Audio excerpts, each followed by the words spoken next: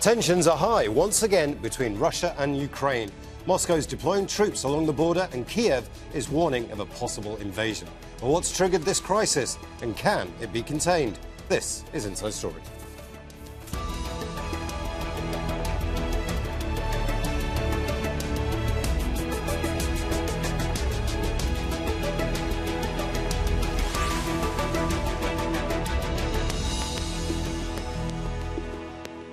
Hello and welcome to the programme. I'm Imran Khan. Ukraine is accusing Russia of mobilising tens of thousands of soldiers near their shared border. The movement of Russia's 41st Army units has raised fears a military offensive might be on the way. It's the second time this year Moscow has amassed combat-ready forces in the region. On Friday, Ukrainian President Volodymyr Zelenskyy said Russia was planning a coup to overthrow his government. Moscow rejected those allegations and blamed Kiev and the US for the escalating tensions. President Joe Biden says he's likely to speak to both leaders to ease the dispute. Russia seized Ukraine's Crimea region in 2014 and backs separatist territories in the east. NATO has warned Moscow that any attempt to invade Ukraine would have serious consequences. We'll get to our guest shortly, but first, this update from Charles Stratford in eastern Ukraine.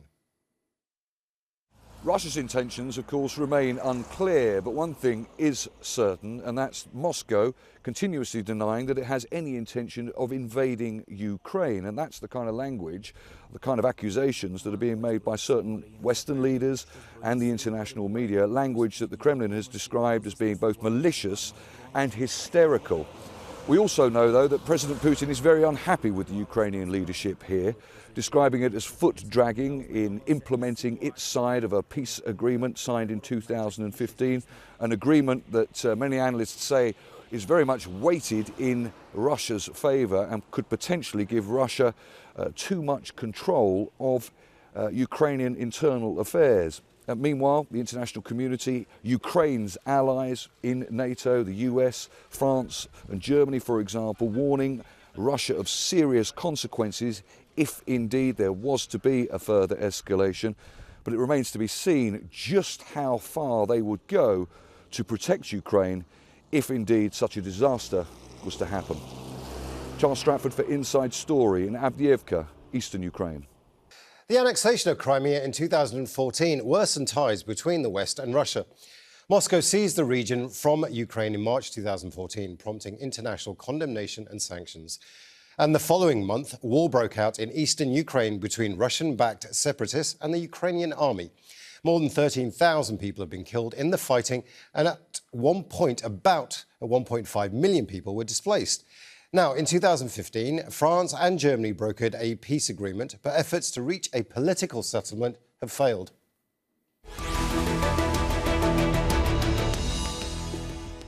Let's bring in our guest. Joining us live from Kiev, Olexiy Haran, a professor at the Kyiv-Mohyla Academy and the director of research at Democratic Initiatives Foundation. From Fairfax, Virginia, John Herbst. He's the senior director of the Atlantic Council's Eurasian Center and a former US ambassador to the Ukraine. And from Moscow, Pavel Felgenhauer. He's a defense and military analyst and a columnist for Noyeva Gazeta. A warm welcome to you all. Let's begin in Kiev first with Olexiy Haran. There's no way Vladimir Putin is actually going to invade, is he? Well, we don't know. We don't know what are the calculations of Putin. We need to know that actually Putin invaded Ukraine in 2014. He annexed Crimea in violation of all the international agreements, including Russian-Ukrainian treaty, and then he moved his regular troops in Donbass, in the east of Ukraine. So Putin invaded Ukraine, Russian troops are there, and despite all the agreements that were signed regarding ceasefire, and the first ceasefire was signed in 2014, the next in 2015. You have numerous ceasefires. Now you have also ceasefire, but I've just checked the report, the daily report of Special Monitoring Mission of OSCE, Organization for Security and Cooperation in Europe, and just yesterday there were 800 violations of ceasefire, day. So basically, there is ongoing Russian-Ukrainian war with ups and downs. We don't see large military offensive right now, but at any time, there could be possibility of that. But so, Oleksiy, what you're saying is effectively the war never ended from 2014, that there's been continuing violations. Yeah, I see that you are sincerely surprised, but this is a fact. Because as I have said, Crimea is occupied, and in Donbass, 1/3 of Donbass, which is around 2% of Ukrainian territory, is occupied by Russia and its puppet regimes. And there are violations every day, and Ukrainian soldiers and civilians are being killed. Well, let's bring in Pavel Felgenhauer here from Moscow. What do you make of those comments, that the war never ended, that civilians are dying every day? Yes, it didn't really end. There is no political solution, and skirmishes have continued in the Donbass for many years already, though the line of control has not changed. So it's a kind of it's a conflict. You can't call it fully frozen because skirmishes continue, but it's a very low level. But since there is no political solution, and right now there seems to be no meaningful negotiations even planned, and the Normandy so-called format has been also frozen, that means there's a possibility of escalation of the fighting, and the rhetoric on both sides is becoming increasingly toxic, I mean on all sides. And that's a very dangerous situation. It's not an imminent conflict, maybe escalation, but it's potentially very serious and could come in months or maybe even a number of weeks. Pavel, just talk to me about Vladimir Putin's thinking. Why now, and why this level of escalation? Well, the level of escalation has been building up during the years, and especially in the year 21. We're lucky that it didn't break out into a big regional war, but the threat is there. Moscow has said many times that there are red lines, that integration of Ukraine into NATO and the appearance of NATO-American military assets on Ukrainian territory is totally unacceptable for Russia, meaning that most likely Russia is, in the last resort, is ready to go to war to prevent that. But there is a possibility of still resolving the thing without a confrontation, but with each passing month, the possibility of a regional war is growing.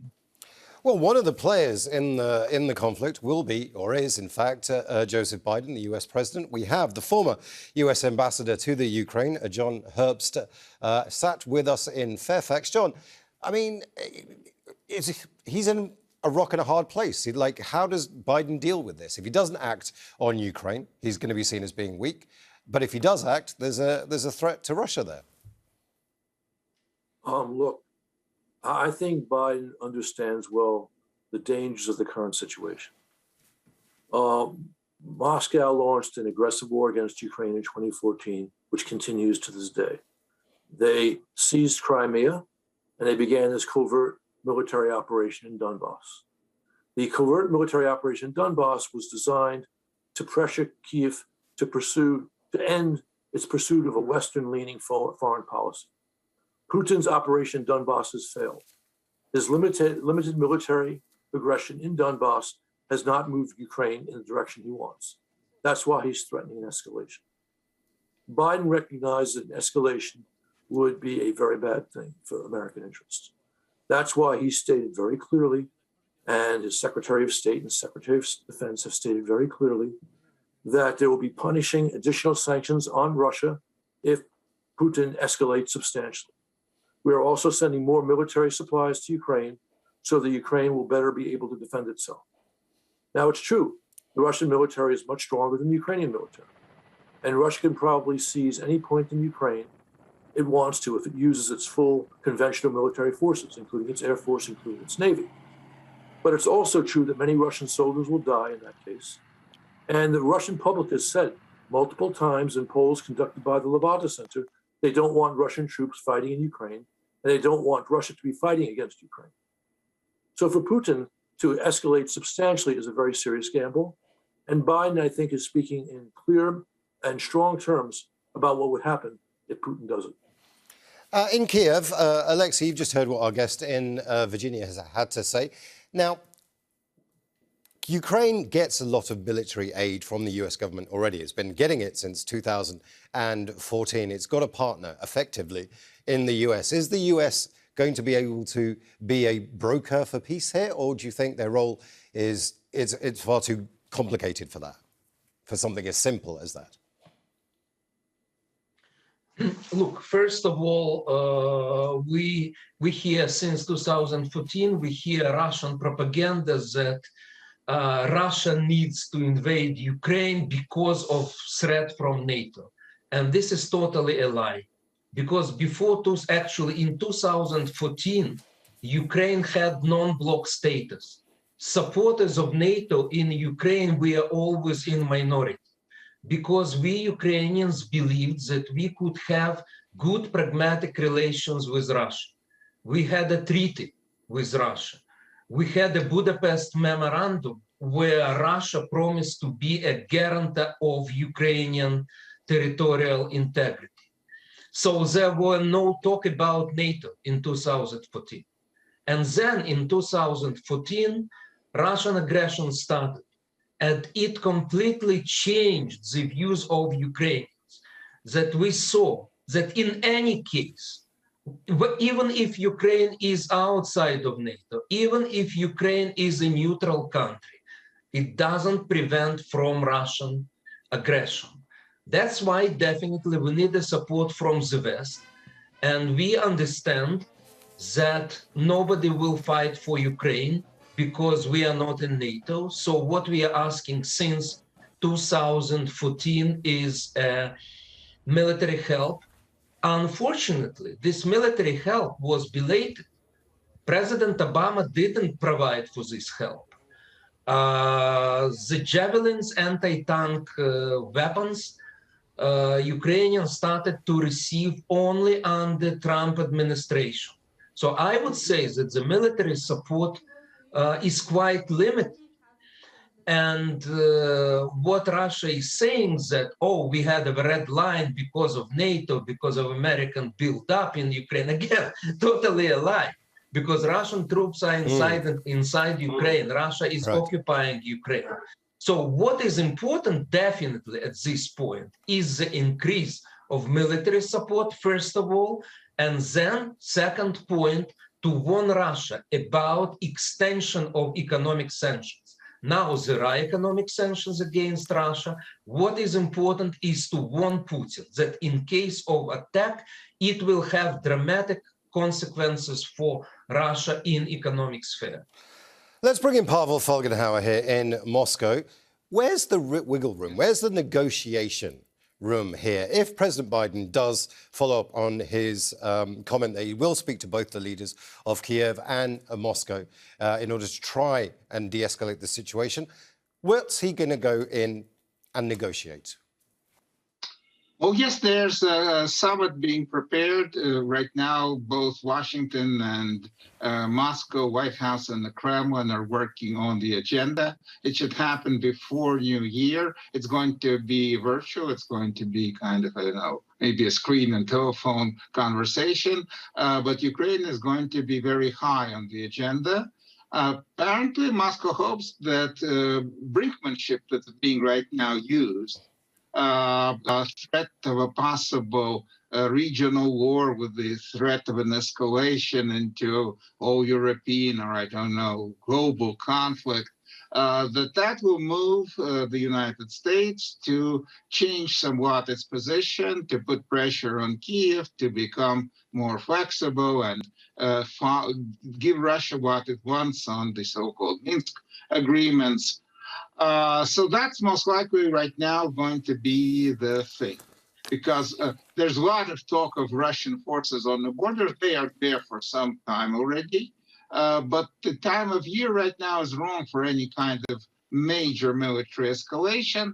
A winter campaign can begin in second half of January, but not earlier than that. So now is the time for negotiations, and apparently they will be happening, but how intense and how effective they're going to be is not clear.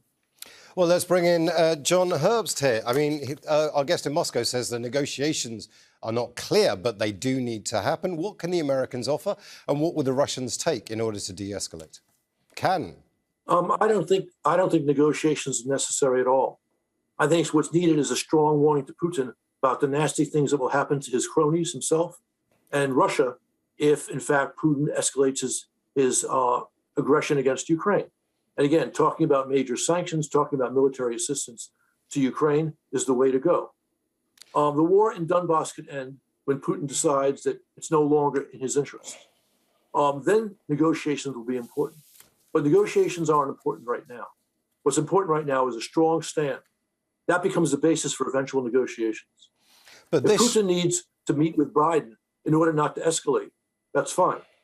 But the most important thing to prevent this from becoming a wider war is a very strong warning to Putin about the dangerous things that will happen to him, to Russia, if he, again, escalates aggression. Yeah, but that only works if Biden actually follows through. I mean, you're giving the Javelin anti-tank defense systems already. You've got billions of dollars worth of military aid going to the Ukraine. All of those things, Russia says, actually have escalated the situation. Those need to be withdrawn, and then we might be able to talk. I mean, you've got to follow it through, right? Right. But this, you see, what you just outlined is, I think, Pavel's logic. Pavel's logic is correct, that Putin is trying via brinksmanship to gain concessions. Why in the world should we accept this? You know, the situation around Ukraine is certainly dangerous, and it become more dangerous. But it's not as dangerous as the Berlin crisis in 1961, the Cuban Missile Crisis in 1962, when Kremlin brinkmanship brought the world to thermonuclear war, the threshold of thermonuclear war. We are much stronger than Russia today. There's no reason why we need to panic. So again, we produce a strong reaction. I think Biden is doing that. And then if the Russians want to talk, that's fine. But the most important thing is that strong reaction, so Putin knows the consequences, the nasty consequences for his team if, in fact, he escalates. Olexiy, I'm going to bring you in here in just a moment, but I do want to hear from Pavel in Moscow. What do you make of John Herbst's comments? Well, we hear from here in Moscow different opinions coming out of Washington in the present situation, even from the Biden administration. But though, of course, there have been warnings, there have been contacts, there'll be most likely more. In Moscow, we also have different opinions. There are those of the diplomatic, the foreign ministry, defense ministry, kind of party of war guys who believe that now is a good time to maybe have a final solution of the Ukrainian problem. And there are those in the President Putin's surroundings who believe that that's a bad idea, that Russia will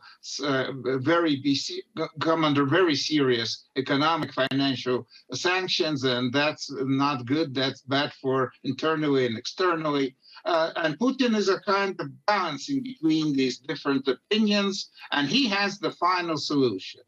Last spring, really big Russian contingent, I mean, hundreds of thousands were mobilized, and the concentration of forces in the Black Sea and on the Ukrainian border was much higher than today.